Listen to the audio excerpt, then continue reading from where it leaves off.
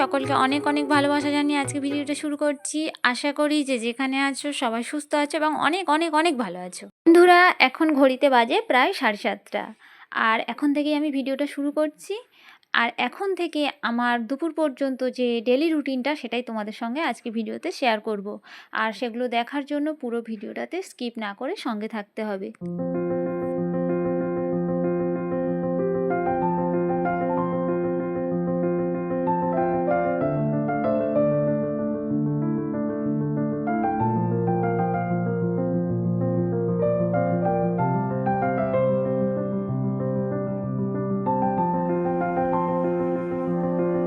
সংসারের সমস্ত বাসি কাজকর্ম সেরে ফ্রেশ হয়ে চলে এসেছি রান্না বসাতে।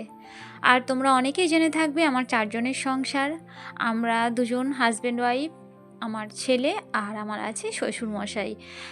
একজন বাচ্চা আর একজন বয়স্ক মানুষ আমার সংসারে। বুঝতেই পারছো এরকম পরিস্থিতিতে মানুষের কতটা কাজের সময় লাগে, কাজ শেষ করতে, সবাইকে লক্ষ্য রাখতে, সবাইকে দেখতে গেলে অনেকটা সময় লেগে যায়। সেই কারণে আমি যদি গুছিয়ে না কাজ করতে পারি তাহলে কিন্তু আমি খুব সমস্যায় পড়ে যাই। তো এখানে দেখো না, এমনিতেই অনেকটা দেরি, শীতের সকাল, উঠতে একটু অসুবিধা হয়, তো সেই কারণে একটু দেরি হয়ে যায়। আমি কি করেছি, ফার্স্ট আমি ভাতটা 1 ফুট করে নামিয়ে নিয়ে আমি এদিকে তরকারি বসাতে চলে এসেছি। আর এই যে এই তরকারি সিদ্ধ হতে হতে এর মধ্যে আমার কিন্তু ভাতের চালটাও সিদ্ধ হয়ে যাবে, তার জন্য অনেকটা সময় এগিয়ে আসবে। আর দেখো এই শীতের দিনে না বারবার উঠে উঠে কোনো কাজ করতে ভালো লাগে না। পাশে গ্যাস আছে, জ্বালালেও ইচ্ছে করলে জ্বালানো যায়। আর এই যে সঙ্গড়ি মাছ এই সমস্ত জিনিস চারিদিক করতেও আমার বেশি ভালো লাগে না, কারণ ওগুলো আবার আমাকে পরিষ্কার করতে হবে। নিজের সুবিধার্থে আমি কিন্তু এইভাবেই রান্নাবান্নাগুলো করি। এই যে দেখো, তোমাদের সঙ্গে বলতে বলতে দেখো এখানে কিন্তু আমার ঝোলের সবজিটা একেবারে সিদ্ধ হয়ে গেছে, না ঝোলটাও পুরো কমপ্লিট হয়ে গেছে। আর তারপরে আমি কি করেছি, সেই 1 ফুট বাকি ছিল যে ভাতটা, সেটা আমি আরেকবার ফুটিয়ে নামিয়ে ফ্যান ঝরিয়ে নিয়েছি, ব্যাস কমপ্লিট হয়ে গেছে। আজকে রান্নায় তেমন কিছু ছিল না, কি ছিল সেটা পরে তোমাদেরকে দেখাবো। তো চলো এবারে রান্নাঘরটা পরিষ্কার করে নিই। তোমরা তো সবসময় দেখো মডিউলার কিচেন পরিষ্কার করতে, আর আমার ভাই এই ভাঙাচোরা মাটির রান্নাঘর, একদম একটুখানি ছোট্ট মতো, মাটির না, সরি আমার বলা ভুল হলো, মাটির উনান কিন্তু রান্নাঘরটা পাকা, কিন্তু একেবারে ছোট্ট একটা জায়গার মধ্যে রান্না করতে হয়। আর ওই যে উনুনে আগুন বেঁচেছিল, সেটাতেই একটু গরম জল বসিয়ে দিলাম, কারণ এই শীতের সময় গরম জল সবারই লাগে স্নানের সময়। তো এই উনুনের আগুনে যে আগুনটা থাকে তাতে কিন্তু আমার জল গরমটা হয়ে যায়। তারপরে দেখো কর্তামশাইকে খাইয়ে দাইয়ে একদম টিফিন রেডি করে দিয়েছি, ও বেরিয়ে যাচ্ছে অফিসে। তারপর ও চলে গেলে এবার আমার কিন্তু বাদবাকি সংসারে যে পরবর্তী কাজগুলো সব কিছু কমপ্লিট করতে হবে। আর অনেকটা কাজ তো সকালে রান্না হয়ে যাওয়া মানে অনেক অনেক বড় একটা কাজ কিন্তু সারা হয়ে যায়।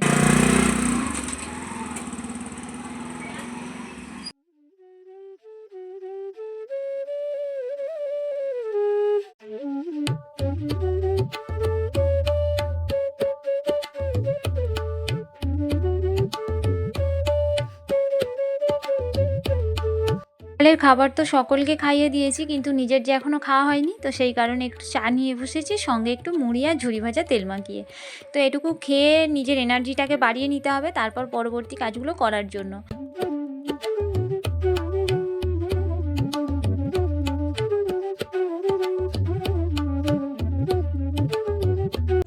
সমস্ত বাসি কাজকর্ম সারা হলেও এই যে বিছানাটা এখনও গোছানো হয়ে ওঠেনি, কারণ ওরা যে শুয়েছিল সেই কারণেই।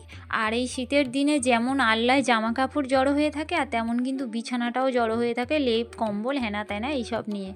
আর এই যে আমাদের সারাদিনের কাজ, এগুলোকে পরিষ্কার পরিচ্ছন্ন করা, সব কিছু গোছগাছ করা, সবাইকে সময়ে খেতে দেওয়া, সবাই সব কিছু সময়ে গুছিয়ে দেওয়া, হাতের কাছে জামা কাপড় রেখে দেওয়া। আমার মেমোরি সবসময় স্ট্রং রাখতে হবে, যেন সব কিছু সবসময় হাতের কাছে পাওয়া যায় আর গুছিয়ে রাখা যায়, এটাই না হলে কিন্তু বাবু খুব গন্ডগোল আছে। তারপরে এই যে দেখো গরিবের বিছানা একদম যেটুকু গোছানোর গুছিয়ে নিয়েছি, তারপরে চলে এসেছি সকালে রান্নার বাসনগুলো মাজতে।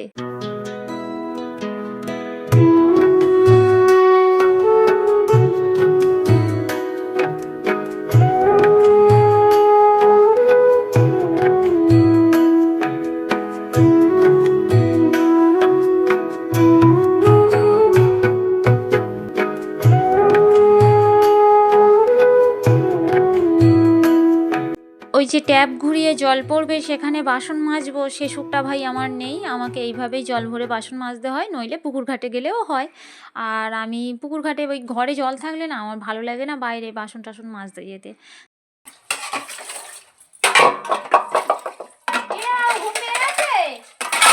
তোমার কি ঘুম পেয়ে গেছে? চোখ তাকিয়ে আছে, ঘুম পাচ্ছে বল বাবা। চোখ একটু লাটাইয়ের মতো ঘুরছে।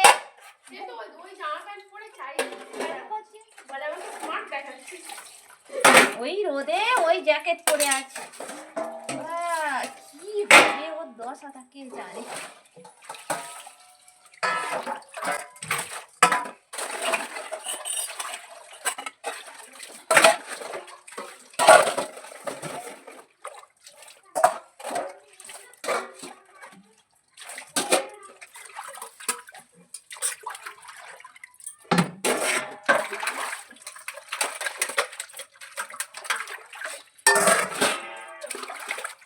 কাজ কিন্তু একটার পর একটা লেগেই আছে। দেখো বাসনটা মাজা হয়ে গেছে, এবারে যে জামা কাপড়গুলো বাসি জামা কাপড় ছিল সেগুলোকেও কাচতে হবে। আর বুঝতেই পারছো শীতের সময় রোদটা কম থাকে, তো সেই কারণে যতটা তাড়াতাড়ি কেচে দেওয়া যায় তত তাড়াতাড়ি জামা কাপড়গুলো শুকনো হয়ে যায়।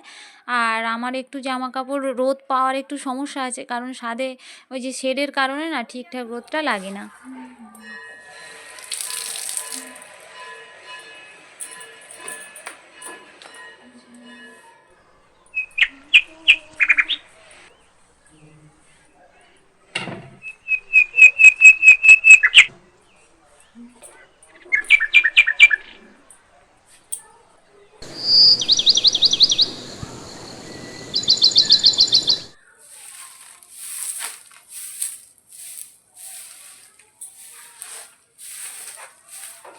আমার মহারাজ যে বাড়িতে আছে না, উফ, স্কুলটা ছুটি যে কী জ্বালানো জ্বালাচ্ছে আর তোমাদেরকে কি বলবো। ছাদে বেলুন পড়েছিল না, সেই আগের অন্নপ্রাশনের বেলুনগুলো ছাদে ছিল, সেগুলোকে কি করেছে পুড়িয়েছে ছাদের মধ্যে, আর এত দুর্গন্ধ বেরোচ্ছে আমার মাথা ঝিমঝিম করছিল। ওই এবারে সেগুলোকে ঝাড় দিয়ে পরিষ্কার করে স্নানটা করে নেব।